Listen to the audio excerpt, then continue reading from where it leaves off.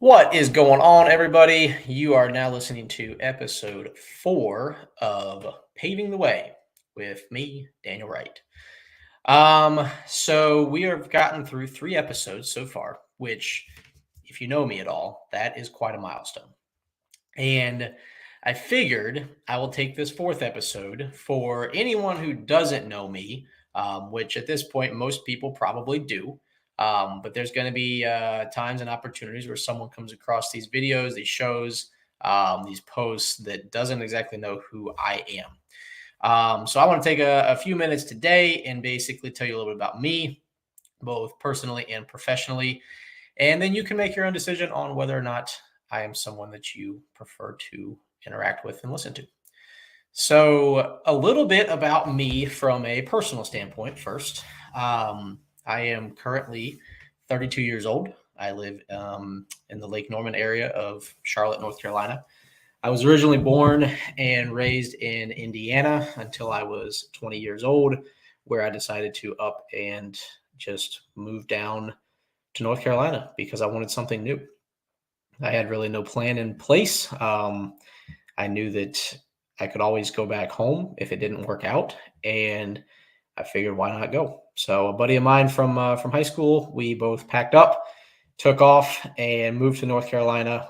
Um, he had at least an interview lined up, and I had nothing lined up. I had a job lined up originally, and a day before we moved, I called them to confirm my start date, and they said that they had already filled the position, and too bad. So there I was, moved 600 miles away with no job and a few $100 in my pocket. So got down here, and that was 2011. And since then, I have had a variety of jobs, which I'll get into more on the professional side once we jump over to that here in a few. But fast forward several years of learning about life the hard way. And I am now currently happily married, been married to my wife, Kelsey, for 7 years now, going on 8. I've known her for 9. We met at one of my jobs back in 2013, I believe, is when we met, and the rest is history. We've got 4 dogs that are all like our children. I brought 2 to the relationship. She brought 1, and back in 2020, we brought home our newest addition, an Aussie Doodle named Finn. So some people call us crazy. Actually, a lot of people call us crazy for having a house with 4 dogs. But nonetheless, we love them. They love us. No matter if we're gone all day or not, we still come home and they love us. My wife is a nurse. She has been busting her butt for a long time, working towards that. She's been a nurse for the last couple of years and enjoys what she does. I don't think, just like anything in life, may not be a forever thing, but right now at this point in our life, it works out very well. And we're both pretty happy with that. So all of our family is scattered truthfully across the United States, all the way from southern Florida up to central Wisconsin. So we got family in Wisconsin, Michigan, Indiana, Illinois, North Carolina, and Florida. There's some other extended family members in a few other states kind of in between, but that's the majority of it. So we do spend a good bit of time traveling to go visit them. Since we don't currently have any kids, it does make it a little easier for us to get around to them versus them to us. And we understand that. So it's just part of the game and part of life. And so, yeah, that's where we're at with our personal life. From a professional standpoint, that's where it gets interesting. So I have always had a bit of an entrepreneurial spirit. I've been interested in business ever since I was truthfully probably like a toddler, I guess. My mom used to tell me stories that I would, in the mornings, I would put on, when I was, maybe 3 or 4 years old, put on my dad's penny loafers and go get his briefcase out of, out of his office or whatnot, wherever he kept it. And I'd be standing by the door, and they'd ask me what I was planning on doing. I said, I'm going to go to work with Dad, and that was my plan. So obviously, at that age, that didn't happen very often, but nonetheless, I've always had the example set for me that we work. We do what we need to do to provide for our families. We do it to the best of our abilities, and that's what we do. I've been fortunate to have other family members, various ones across the years that have been successful in their own industries, their positions, their companies that they've had to kind of be role models for me and to really just show me what's possible. There'll be more to come on those individuals, in future shows, future episodes that we do, talking more about, people who've impacted me over the years. But my first opportunity in business came in the, I believe, 4th or 5th grade. We had what was called the Cookie Company, and it was an actual business that our class, our 4th or 5th grade class, put on every year as a more or less a fundraiser. But it was also an educational experience in how businesses work. You had CEO, you had a CFO, you had marketing people, you had the people who baked the cookies, you had people who sold the cookies, you had people who counted the money that was collected. So it was really a pretty cool experience early on in life. That it was kind of like the lemonade stand on steroids, and there was actually educational purpose behind it. So that was pretty cool. I actually, you had to interview for them. You had to, kind of fill out applications to do it.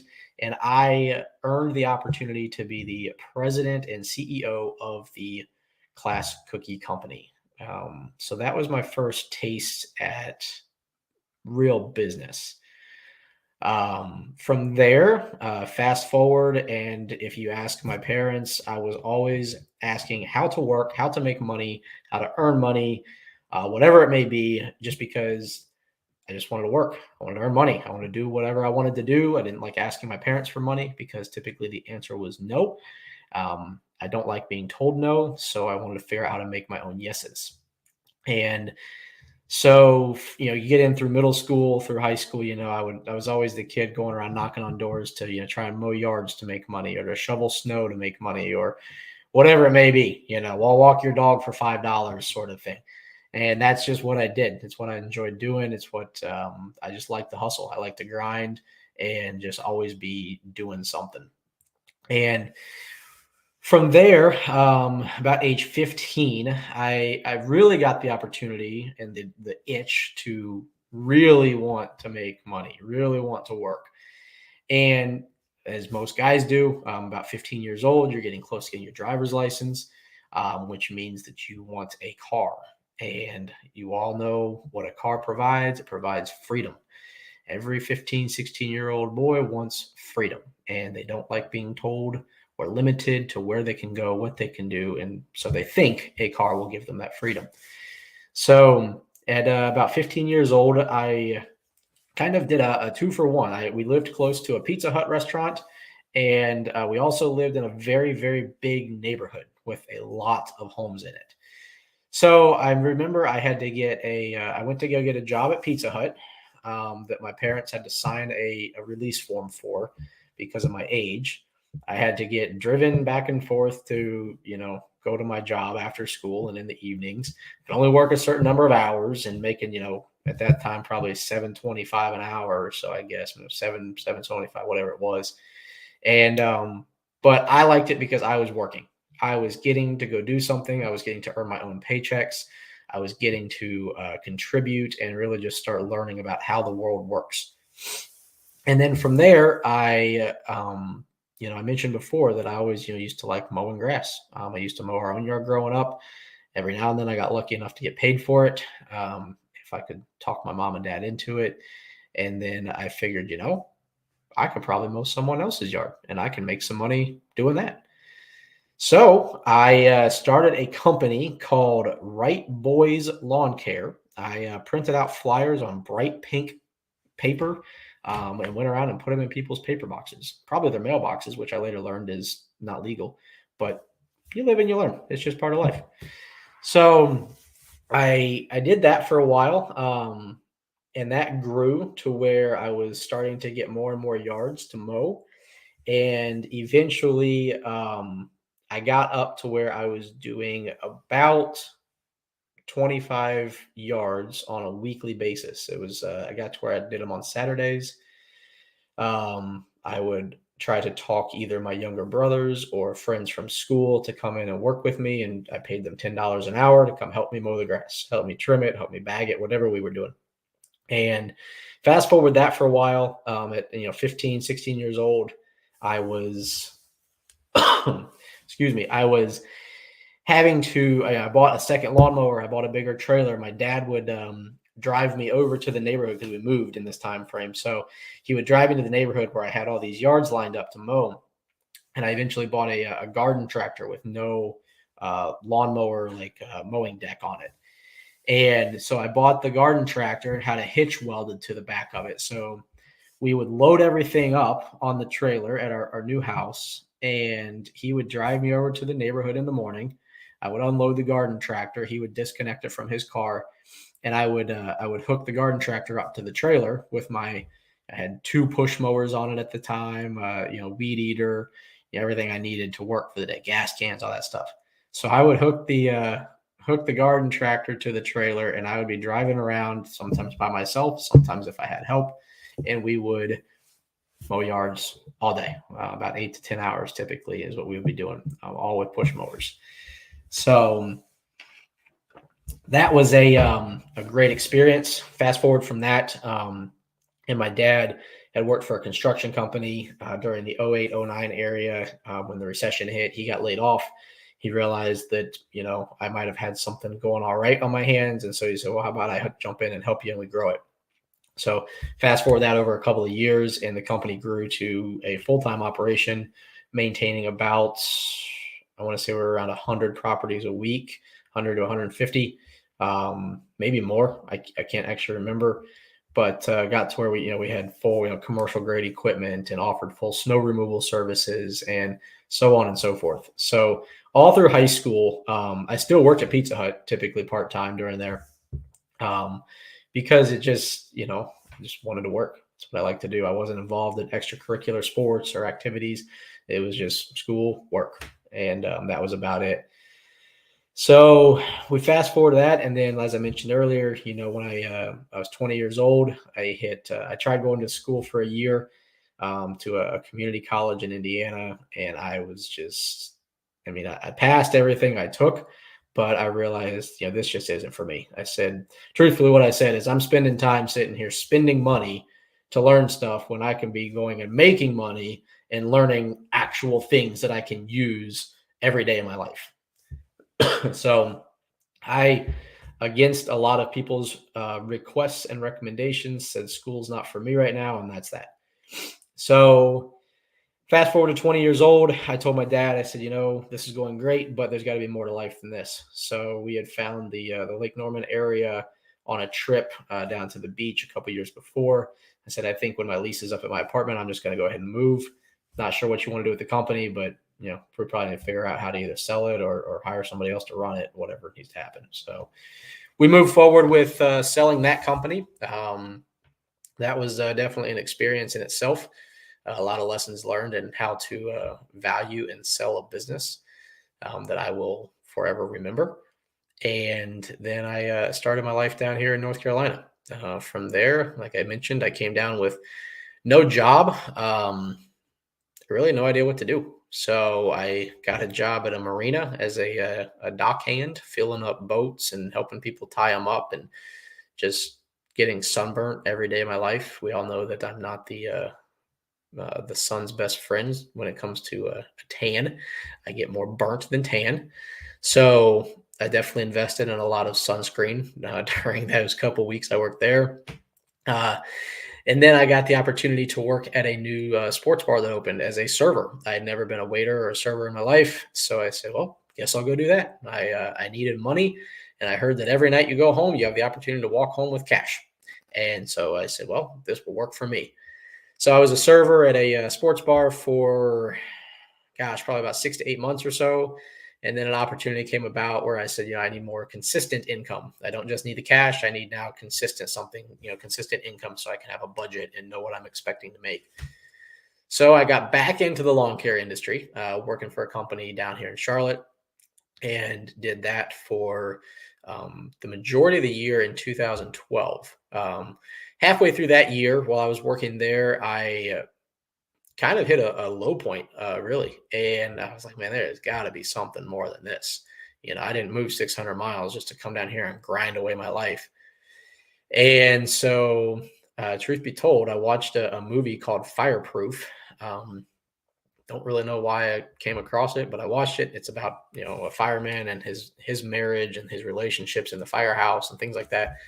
I said, well, maybe I'll go be a fireman.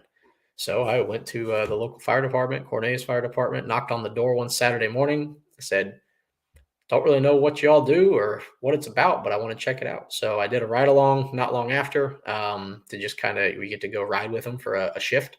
And I fell in love with it. It was exciting. It was exhilarating. The sense of community and brotherhood and just like a family feel was very evident in that. And since I moved away from all my family, I didn't have that. So I found a place that I could kind of call home, call kind of an extended family, so to speak. So I jumped on that. So that led me to the next couple of years working as a fireman. At the end of 2012, I ended up leaving the full-time lawn care company that I had because they were basically doing layoffs. And in my, I don't really know what you call it. Wasn't very intelligent, I guess. But I basically told them, I said, you can go ahead and lay me off for the winter. There's guys that work here. They've got kids. They've got families. Just give them the hours. I'll figure it out. Well, that led to the year of 2013. That was the year that was. It led to the greatest thing that's come out of my life so far, but it was also some of the greatest lessons I've learned. 2013 hit, and I could not find a job to save my life. And if I did find a job, I couldn't keep the job. I either wasn't happy or they weren't happy with me. And we all know what happens when people aren't happy at their jobs. So I spent a lot of time at the fire department, spent a lot of time going to classes, trying to get certifications in my advancing in that career. Spent a lot of time volunteering there because, truth be told, you can eat for very cheap at the fire station. Firemen are very strategic in how they cook their meals. They all go in on the ingredients together, or they split meals together. So it becomes more cost effective for everyone to eat. And when you don't have a job, eating becomes a little more difficult. So I would spend a lot of time there and just trying to do something with purpose because it was not going anywhere fast. I worked some various jobs from lumber yards to a fire alarm company to I finally got a job at the Peninsula Yacht Club where I worked at the marina. And so I worked at the marina. I worked part-time at the fire department because I got all my certifications. And that's what I did. Sometime during that year, I did decide I was going to start another lawn care company because I said, well, I may not be able to grow it big and quick, but I can mow a yard today and I can get paid today. So I need to make money today. And that's what I did. So I started the lawn care company in 2013. I spent a lot of time at the fire station in 2013. And towards the end of that year, I started working at the Peninsula Yacht Club at another marina as well. So between all those things, by the end of the year, I was able to at least put food in my stomach, pay the majority of my bills. And, that was about it. The end of that year, that's when I met Kelsey. I met her at the Peninsula Yacht Club. She was working there also. She just moved to the area, and it was pretty much love at first sight. She might have a different story about that, but I'm pretty confident that we both knew that we were meant to be together. So I spent my time working at the Peninsula Yacht Club for the next year and a half or so. She had gotten out of that, went to other jobs as well, but eventually I got into a full-time fireman position. So I worked at a full-time fire department for the city of Mount Holly. I got that opportunity, and I still had my lawn care company I was running, as well as my part-time fire department job. So my wife and I, Kelsey, her and I got married in 2015, October 2015, and then that's just what I was doing. She was in school for nursing school. I was telling her that pretty much while she's in classes that I didn't want her to have to worry about working, because I wanted to make sure that we can, get through nursing school only once and come out of it positive on the other side. So I was working all the time I could, picking up the overtime, the shifts, the extra lawns that I was mowing, so on and so forth, and just to try and more or less keep everything afloat. And then in 2016, I came across the opportunity to get into the current company I'm in now, and that's Proline Parking Lot Maintenance. I worked with the guy who started this company. He had started it as a part-time job, like most firemen have, and it was really just a part-time thing for him to make some extra money for his family, go on vacations, have some fun, pay off debt, things like that. And he got promoted to a chief's position. So from a shift fireman that works, at the time it was on 24, off 48, he got promoted to a Monday through Friday position. Therefore, it was a little more difficult for him to try and run the side company, because he was having to be working, consistent, Monday through Friday. And when he came to me, he said, "Hey," he said, "you seem to like to work a lot. You're a business guy. You got a lawn care company and you just work all the time. You want to, buy my company?" I said, "Well, what is it?" He said, "It's parking lot maintenance." I said, "What do you do? Go pick up trash or what?" And he said, "Not quite." He said, "We pick up trash if we have to, but that's not really what we do." So he told me a little bit about what it is they do. At the time he had one machine to paint the lines in the parking lot. I said, "Okay." And he told me how it works, how the business works, how you get calls, how you charge, the cost of materials. Gave me a whole lesson on it. I said, "All right, I think I can make this work." So went and got a personal line of credit to buy this company.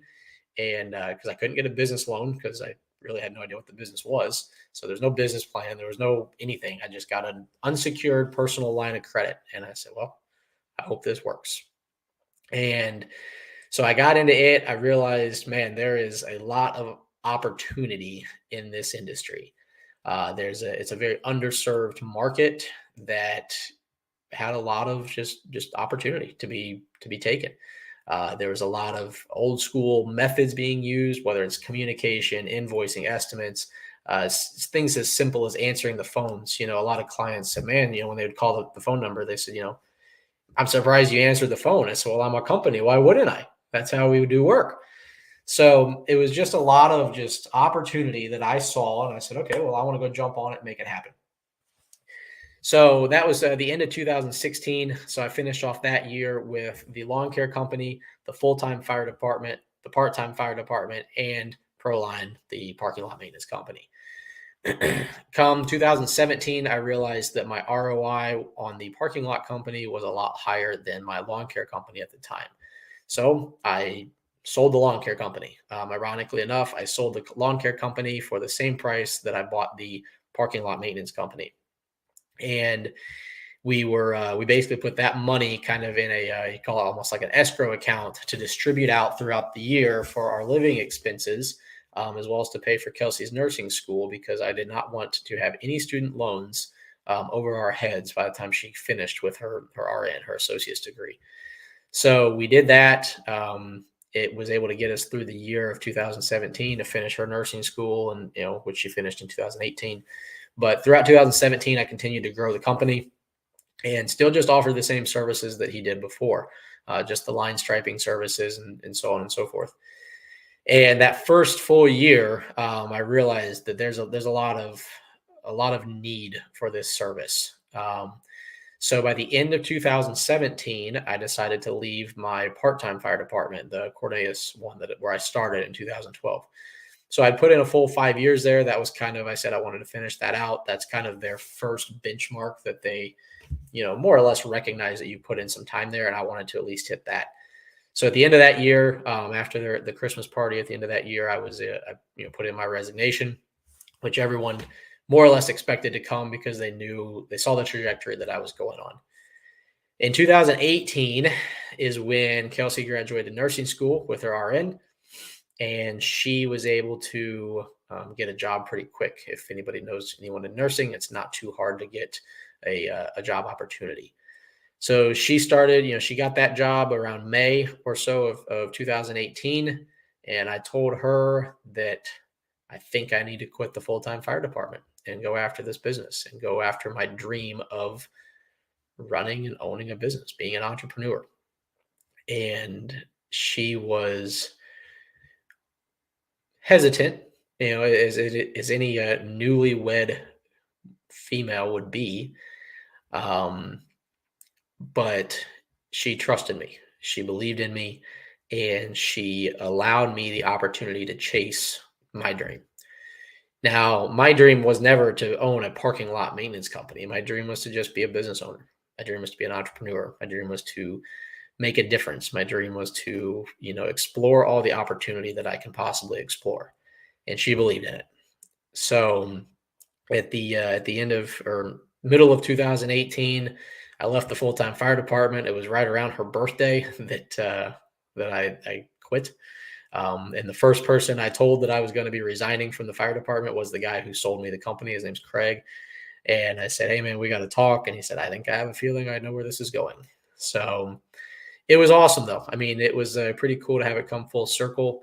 At that time, the company was doing about 5 to 6 times in revenue what it was doing when I bought it.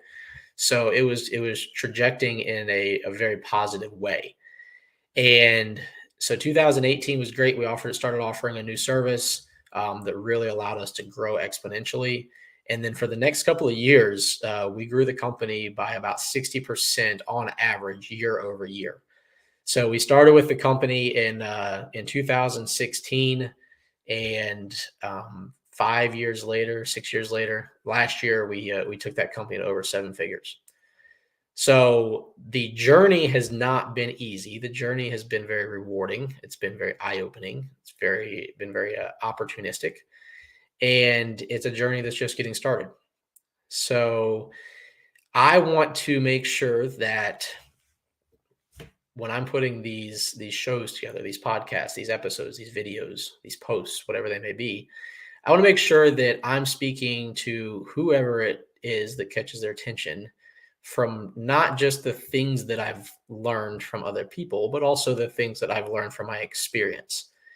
At the end of the day, we all teach based off of things we learn.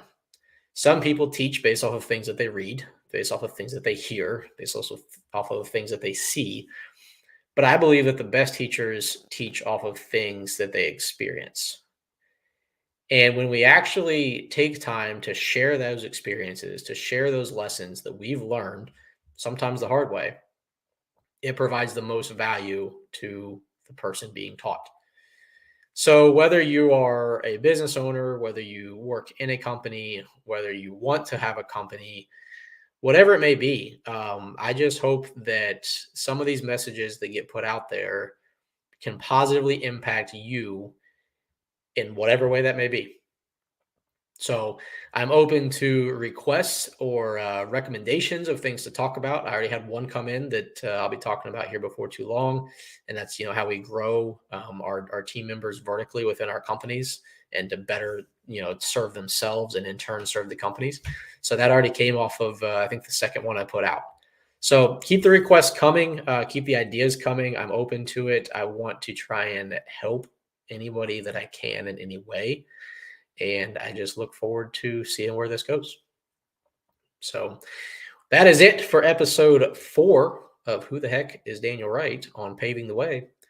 I look forward to talking to you guys next time.